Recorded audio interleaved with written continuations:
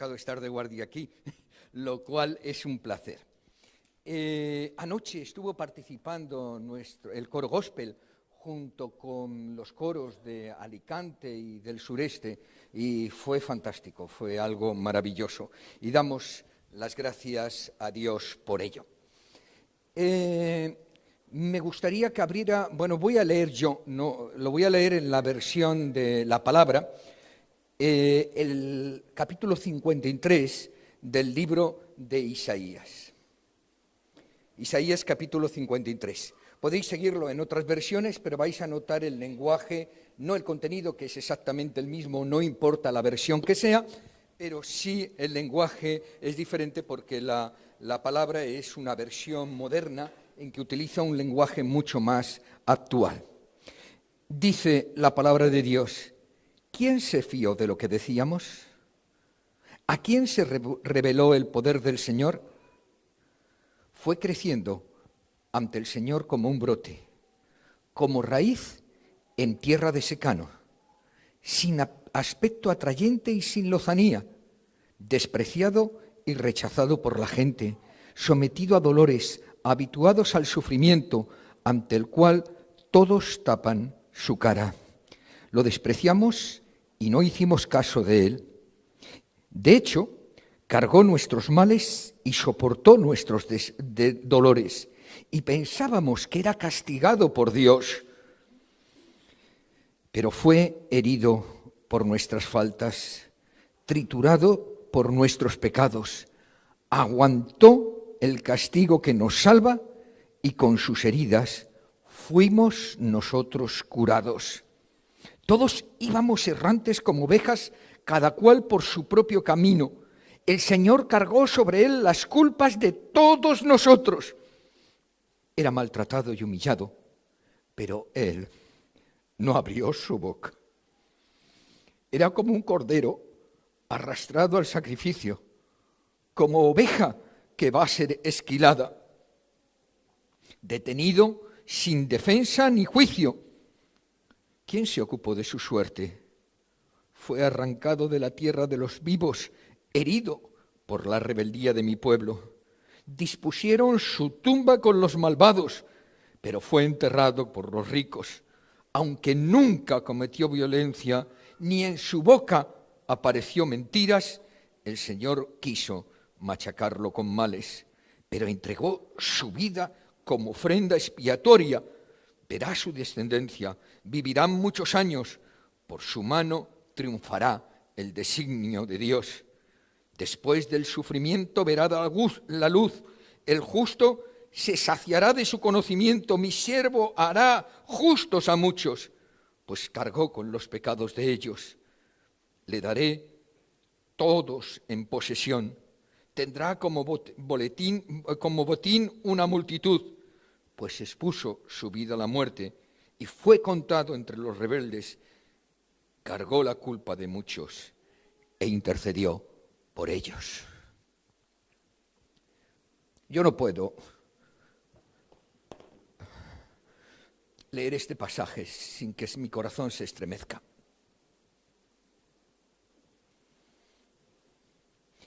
Este pasaje fue escrito por el profeta Isaías 800 años antes de que se cumpliera en la persona de Cristo. Y cada uno de los detalles, hasta lo más insignificante de ello, se cumplió al pie de la letra.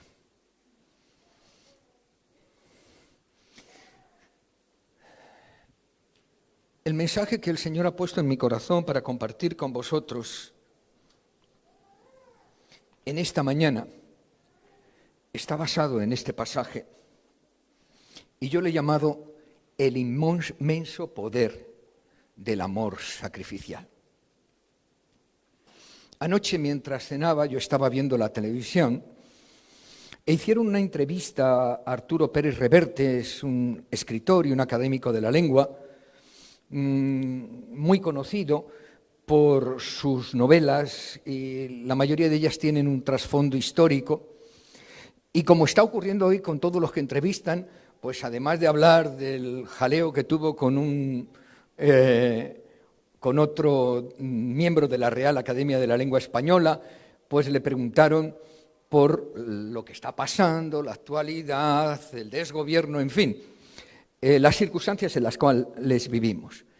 Él, desde mi punto de vista, con una gran serenidad y con una inteligencia que indiscutiblemente tiene, él dijo, mira, yo creo, estoy acordándome de las palabras, que trato de traspolarizar el contenido, pero es muy difícil al pie de la letra. Él dijo, mire, no importa quién esté en el gobierno. Yo recuerdo en los años 70, 80, aquellos jóvenes que se iniciaban en la política y accedían al gobierno llenos de ilusiones.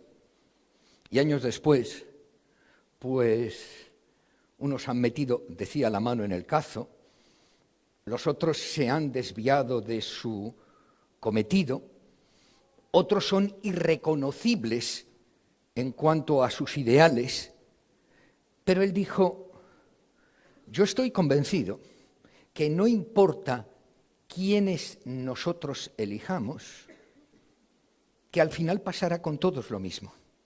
E incluso dice, vamos a coger ahora a los jóvenes más idealistas, los ponemos como pusimos aquella vez al gobierno, y cuando pasen 30, cuando pasen 20, cuando pasen 15 años, nos encontraremos los mismos resultados. Porque es propio de la naturaleza humana. Y él, que es un muy aficionado a la historia y conoce profundamente la historia, él dijo, eso ha ocurrido siempre. Y terminó con una frase tremendamente fatalista.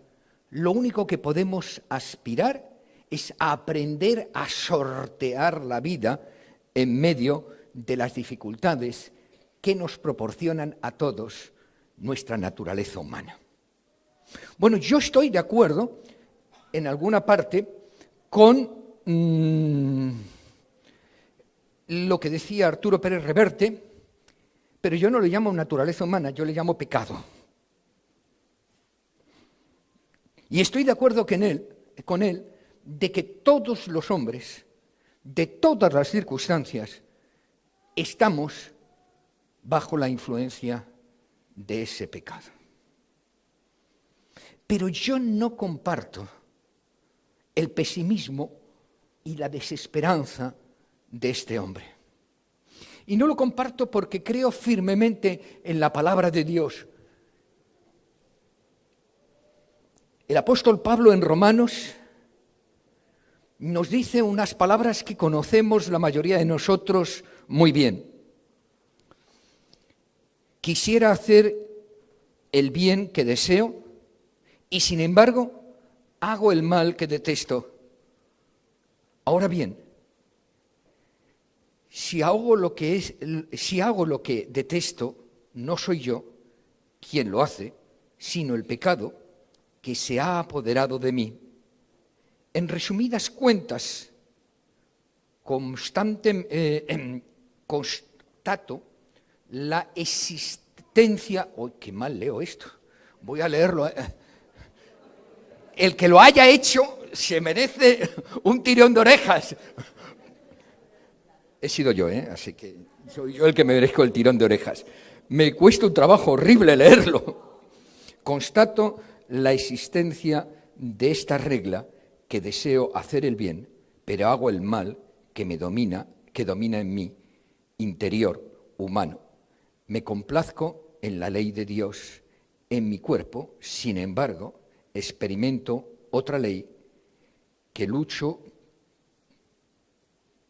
con los criterios de mi razón.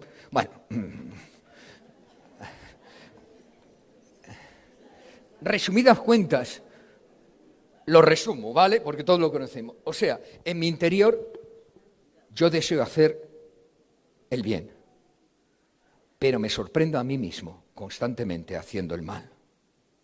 La ventaja o la diferencia entre Pérez Reverte y Pablo es que Pablo, en vez de terminar con una expresión pesimista y de desconsuelo, tras un grito que a mí me parece de angustia y desasosiego, ¡ay de mí! ¿Quién me librará de esta situación? Continúa diciendo, gracias a Cristo Jesús, que Él, en Él, a través de Él, Dios me libera de esta maldición. Otro escritor, C.S. Lewis, que hemos puesto un poco de la biografía de él en la portada de nuestro boletín, fue un hombre que nació en la Iglesia de Irlanda, pero en la adolescencia se apartó, como muchos jóvenes. Era un ateo, e incluso ateo militante en contra del cristianismo. Pero a los 30 años, él se convirtió al cristianismo. El hecho de nacer en una iglesia, sea la que sea, no nos convierte en cristianos. Lo que nos convierte en cristianos es tomar la decisión libre y voluntariamente de seguir a Cristo. Y a diferencia de Arturo Pérez Reverte, siguió el camino contrario, ¿no? Y escribió una serie de libros. A mí me encantan un libro que es Crónica del Diablo a su sobrino, o Cartas del Diablo a su sobrino, y también me gusta mucho la colección de cuentos o de libros, novelas fantásticas, las Crónicas de Narnia. En las Crónicas de Narnia, en el primer libro, en una historia en la que intervienen niños, pero yo creo que es contada para adultos, utilizando la figura de los animales y todo esto, va plasmando precisamente la naturaleza humana, cómo la naturaleza humana es fácilmente conducible hacia el mal, pero cómo la muerte del justo, la muerte voluntaria del justo, tiene poder para liberarnos de esa situación. Aslan, que es el nombre del león que personifica claramente a la figura de Cristo Jesús, y hay al final casi de la película hay una escena que recuerda perfectamente Getsemaní. Aslan, una vez resucitado, dice, cuando una víctima voluntaria que no ha cometido traición fuere ejecutado en lugar del traidor, la mesa se romperá y la misma muerte efectuará un movimiento hacia atrás. Mirad, nosotros estamos acostumbrados a una sociedad en que nos han enseñado que solo existe aquello que podemos pesar, medir y contar, que solo podemos hacer y aceptar todo aquello que somos capaces de demostrar empíricamente, que podemos demostrar de una manera fuera de toda duda. Pero nuestra experiencia y la vida nos muestra que eso no es así. No es así. Porque ¿quién puede demostrar empíricamente el amor? ¿Hay alguna forma? Es más, el amor, se ha escrito toneladas de libros. Poemas, cuentos, novelas, se ha escrito de todo. Pero la mayoría de la gente no entiende el auténtico y el verdadero significado del amor. Y si leemos todo lo que se ha escrito, y se ha escrito muchísimo, y si escuchamos todo lo que se dice, y se dice muchísimo sobre el amor, vemos que existe un tremendo abanico, desde un mero sentimiento hasta una especie de situación que nos embarga y abota nuestros sentidos, casi hasta convertirnos en casi tontos, ¿no? Pero el amor no es eso. El amor no es un sentimiento, ni es una emoción. Evidentemente, todo lo que un hombre hace afecta a sus sentimientos. Todo lo que un hombre hace afecta a sus emociones. Todo lo que un hombre hace le embarga.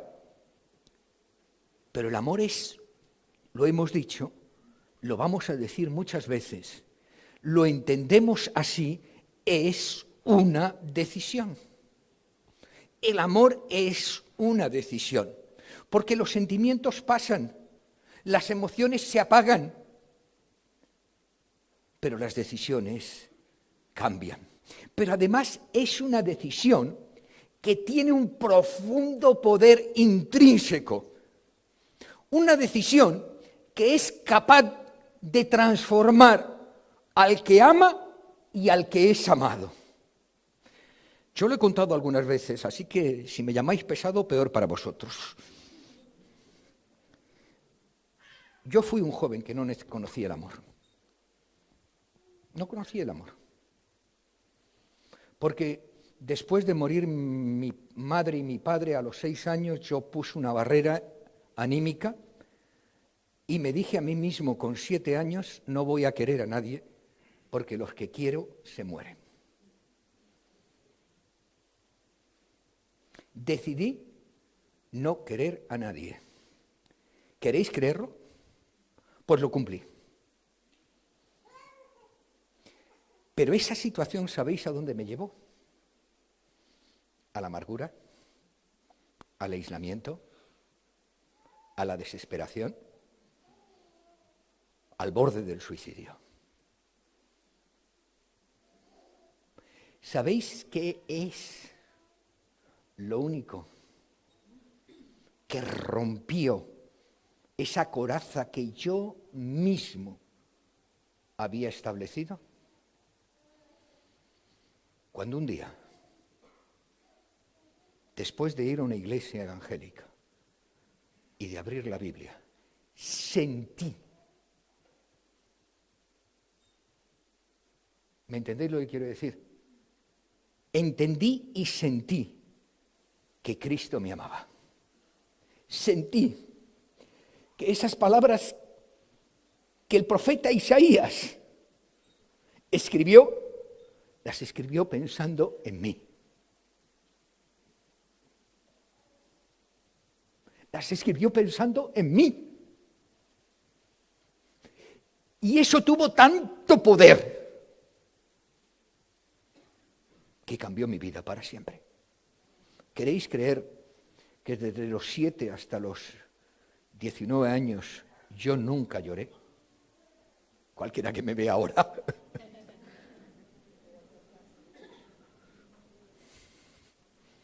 Me había aislado de tal manera que era incapaz. A los 14 años llevaba una pistola y estaba dispuesto a usarla. Odio, resentimiento, envidia, angustia, miedo, un conjunto de sensaciones negativas que solo pueden ser rotas por el amor. La palabra de Dios nos dice por boca del propio Señor Jesucristo que el amor supremo consiste cuando alguien está dispuesto a dar su vida por otro. Esto no es una emoción, esto no es un sentimiento. Cuando alguien está dispuesto a dar su vida por otro, significa que ha tomado la decisión de que el otro es tan importante que está dispuesto a entregar su vida por ello. Eso es el amor. ¿Qué entendemos? ¿Qué es lo que dice el amor desde una perspectiva bíblica? En segundo lugar, la Biblia nos dice que la fuente del amor es Dios.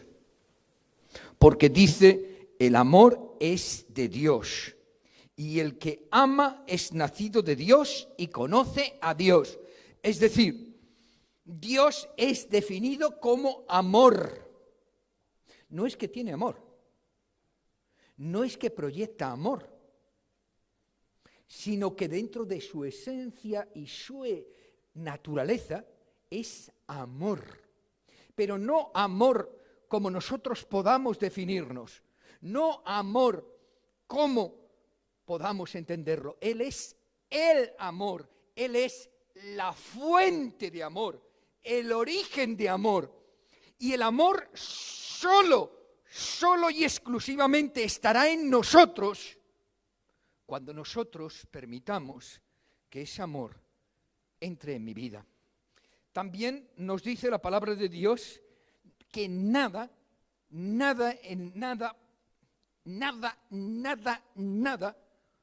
puede apartarnos del amor de Dios.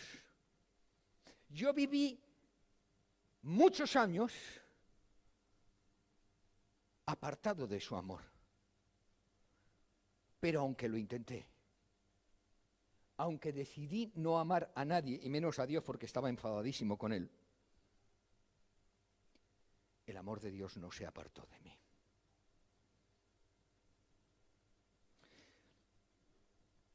No, sea cual sea tu situación, no importa en el momento que estés, no importa lo que estés pasando, ten la absoluta seguridad que ese Dios que envió a su Hijo y cargó sobre él las consecuencias de tu naturaleza humana, como diría Pérez Reverte, o de tu pecado, como dice la Biblia, ese amor no está lejos de ti. Tú te podrás apartar de Él, pero Él no te abandonará nunca. Dice la palabra de Dios que el amor de Cristo no nos podemos apartar ni con tribulación o angustia o persecución o hambre o desnudez o peligro o espada. Nada nos aparta de su amor. Y la Biblia también nos dice que la evidencia profunda de nuestra relación con Él es cuando nosotros proyectamos ese amor que Él ha tenido por nosotros. El amor ha sido y será siempre el elemento característico del cristiano. Yo puedo llevar una cruz. Bueno, la llevo en la chaqueta. Y también llevo una cruz que me regaló mi mujer. Está aquí debajo. Eso no me convierte en cristiano. Yo fui bautizado de niño, como muchos de vosotros. Eso tampoco me convierte en cristiano. Ni siquiera el bautismo que yo hice de mayor. Lo que me convierte en cristiano es la decisión, el compromiso, la voluntad de vivir en comunión con Dios. De sumergirme cada día en ese amor que me embarga, en ese amor que me llena, en ese amor que es Cristo. Ahora, ¿cuántas veces hemos hablado del amor? Y no os preocupéis, hablaremos muchas más. Pero no se trata tanto de hablar del amor, sino de establecer. ¿Ya me he pasado? Bueno, no. Ahora mi mente se iba, perdonad, yo es que ya sabemos lo que es el amor, ya sabemos lo que nos dice la Biblia en cuanto al amor. La segunda pregunta es, ¿somos conscientes de la trascendencia del amor?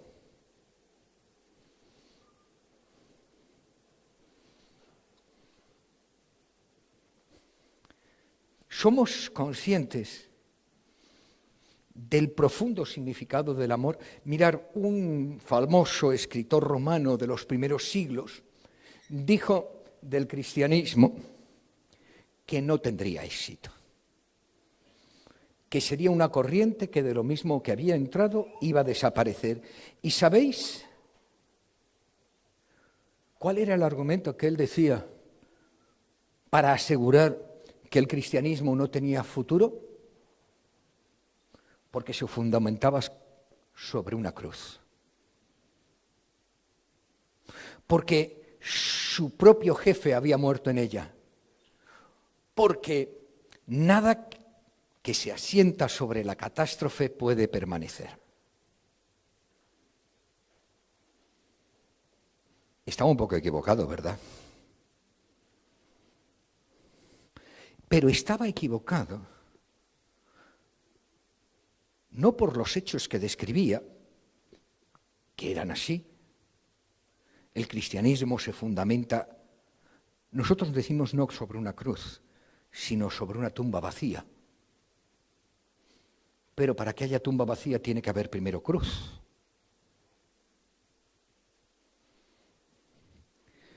El fundamento del cristianismo evidentemente se evidencia en que Cristo murió en esa cruz.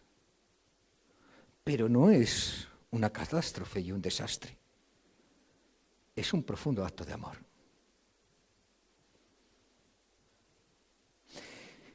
Decía hace un momento que nosotros solo podemos entender o ver aquello que podemos pesar, medir, contar. Pero hay muchas cosas que no se pueden pesar y medir y contar. Y sin embargo, tienen un profundo significado y una profunda trascendencia. Yo recuerdo que cuando nació mi hijo Josué, mi mujer estaba empeñada siempre en dar a luz en Cartagena, porque allí estaba mamá, y eso le daba seguridad. A los 15 días de nacer Josué, yo no tenía coche, y fui con Joe Mefor a recoger a mi hijo y a mi mujer a Cartagena, y veníamos para aquí. Cuando estábamos atravesando San Javier, en la Nacional se atravesó un camión del ejército. Joe Mefor tuvo la habilidad increíble de dar un balontazo, subirse encima de la acera, como pasa en las películas, y eso nos salvó la vida. Cuando yo eché mi mirada atrás, porque en aquella época, hace 38 años, no había cinturones de seguridad, los niños no llevaban, no había mecanismos para asegurarlos. El niño iba en un cuco al lado de la madre en el asiento. Cuando miré para atrás, mi mujer estaba tumbada encima del canasto.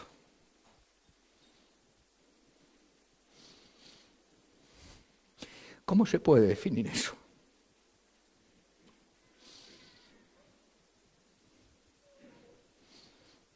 ¿Hay alguna ley física que lo defina? ¿Hay algo que pueda estructurarlo?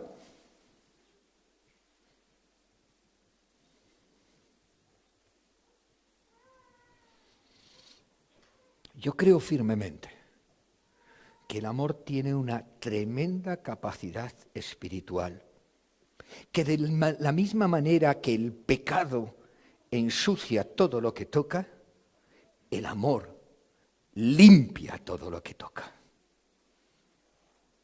¿Por qué? Porque el pecado nace del diablo, el amor nace de Dios. Y cuando amamos, de alguna manera, estamos compartiendo parte de la personalidad de Dios. Estamos compartiendo parte de su esencia. Estamos siendo depositario de la imagen de Dios. Por eso, el apóstol Pablo dice que el amor es sublime, que el amor todo lo puede, que todo lo transforma. Pero la palabra de Dios nos dice que el amor nace de Dios, se expresa en Dios, se realiza en Dios.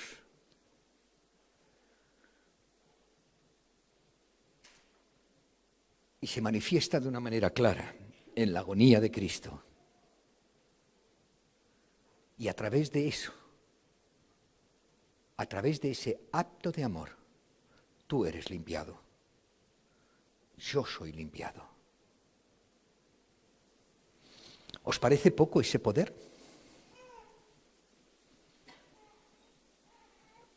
¿Esa trascendencia? Nada de lo que yo pueda hacer me puede limpiar.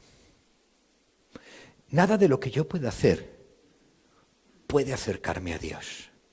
Y como nada me puede limpiar ni nada me puede acercar a Dios, Dios se hace hombre. Muere en una cruz para que yo sea limpio.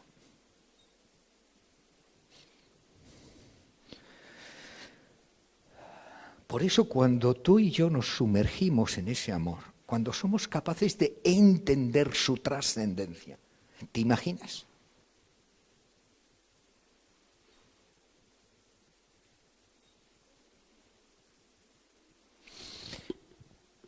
Yo me miro y veo que tengo un montón de defectos.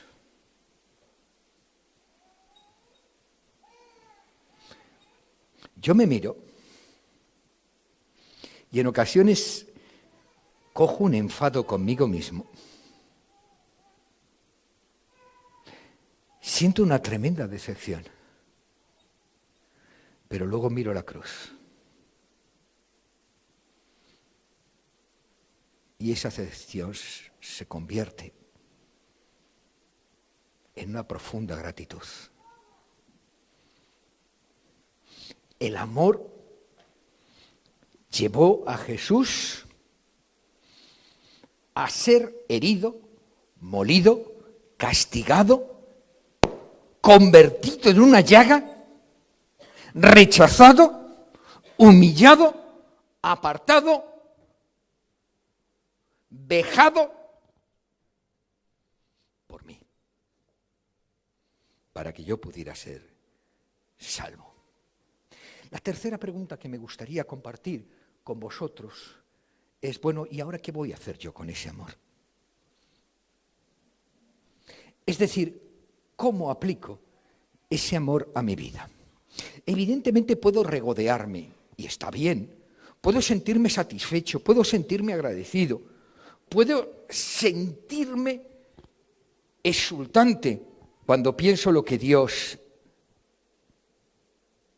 ha hecho por mí. Pero lo que realmente tengo que hacer con ese amor es dejar que me transforme.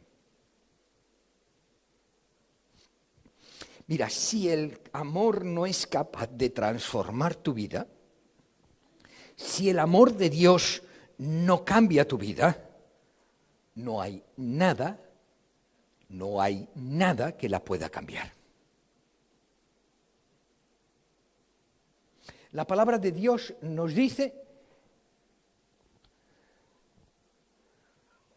nos salvó conforme a su misericordia para el lavamiento y la renovación del Espíritu Santo.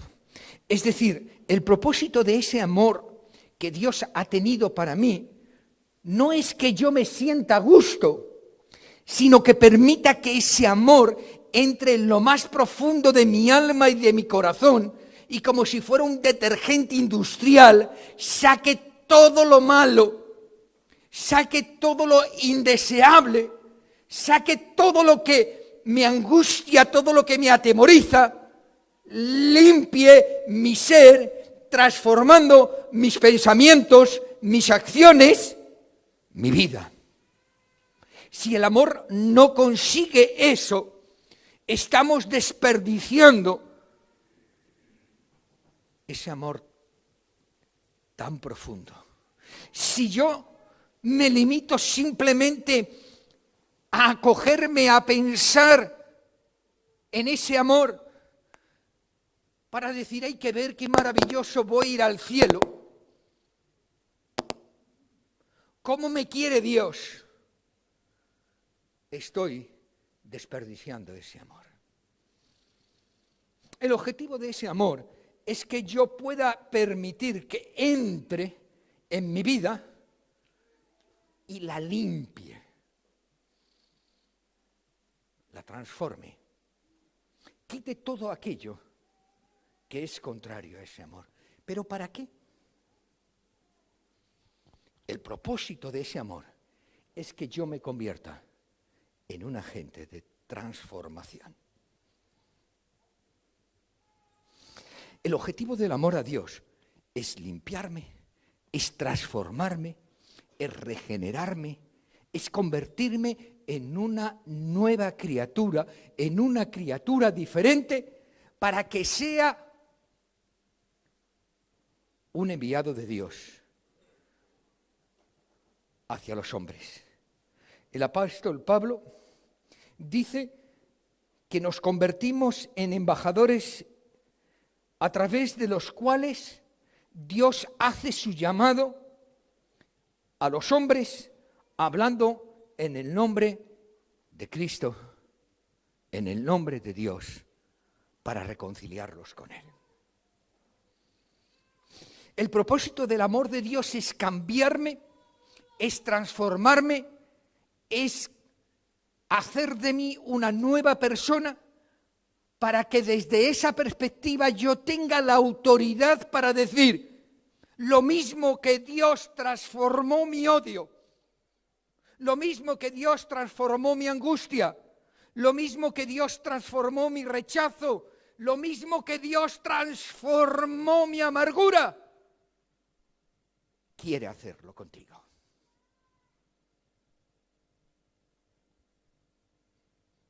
Solo el amor de Dios habrá cumplido plenamente su cometido en mí cuando yo me convierta en un exponente, en un escaparate de ese amor al mundo.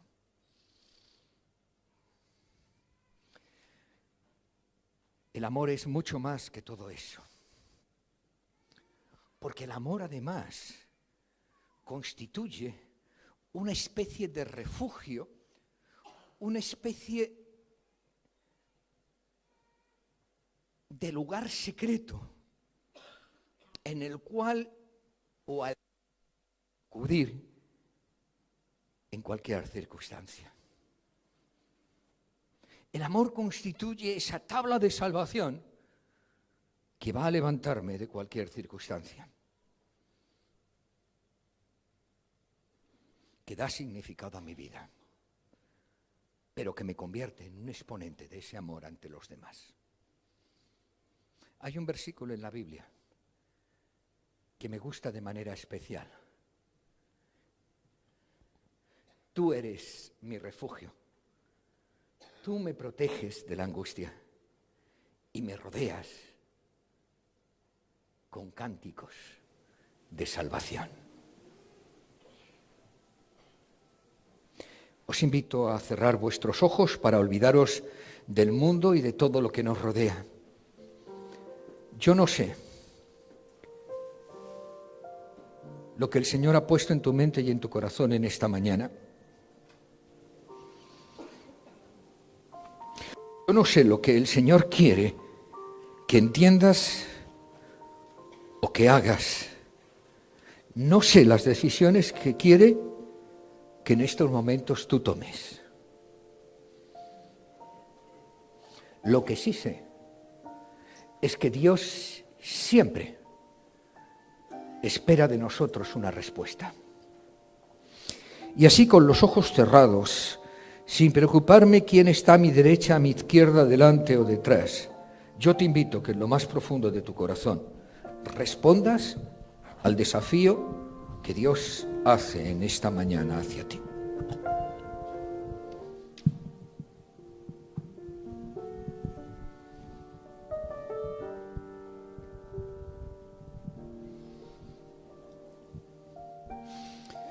Y te pido que si tú has tomado en esta mañana en tu corazón una decisión, la decisión de aceptar ese amor, de sumergirte en él, de volverte a sumergir en él, de descansar en él, de refugiarte en él, es decir, de cualquiera de las decisiones que tú hayas podido tomar como consecuencia de lo que el Espíritu haya dicho a tu corazón. yo te pido que levantes tu mano donde estás.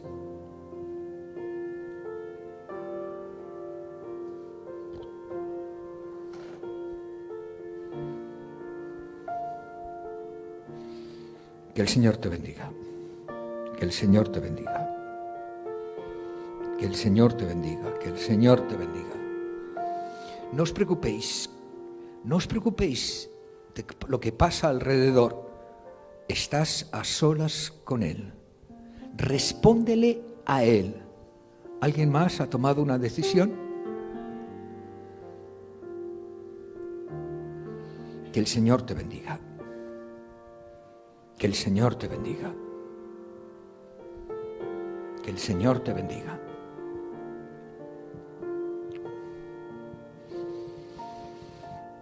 Padre,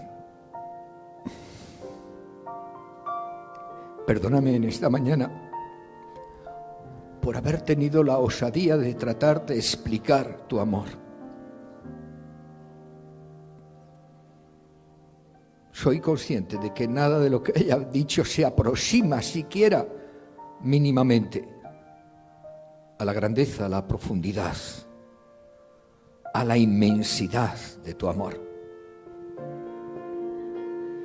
Por eso te pido humildemente que tu Espíritu obre en cada uno de nuestros corazones para que podamos sentir ese amor.